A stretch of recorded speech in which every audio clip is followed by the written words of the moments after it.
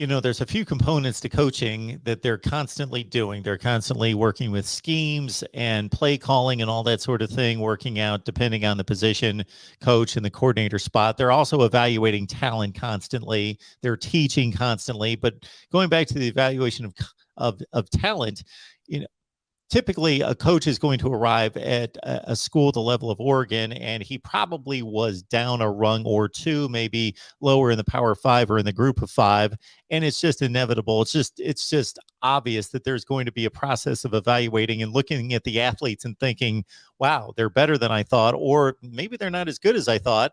But of course, going up through the ranks, you're going to arrive at a place like Oregon and be pretty impressed. But having Lanning come straight from Georgia, you Right. gotta, and this isn't necessarily a question for you because you have no idea, but you got to kind of wonder the comparisons that he's making and what his evaluation of the speed, the talent, the playmaking ability has been on this football team.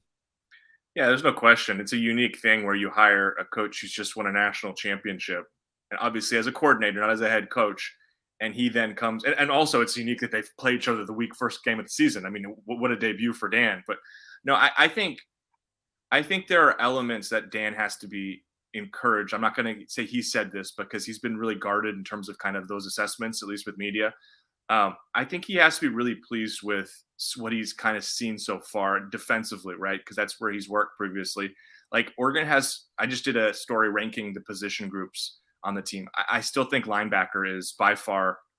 I don't know how much the separation is now because I was impressed with receiver too, but like I think pretty clearly the linebacking group is the most talented on the team. And for a coach that has previously been a position coach working there, has been a coordinator where that's a really important position, I think he looks up and sees Noah Sewell is awesome and is a player who would certainly be in contention to start or play a ton. Probably, I think he'd start at Georgia.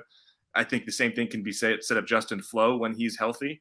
And then you've got several other guys who really impressed this spring because Flo was out. And Jeffrey Bassa, who moved over from defensive back last year, but he stayed there.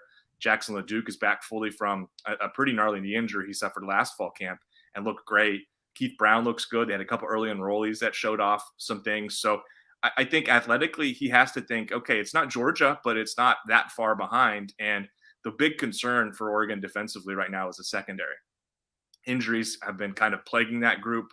The corner position is really young.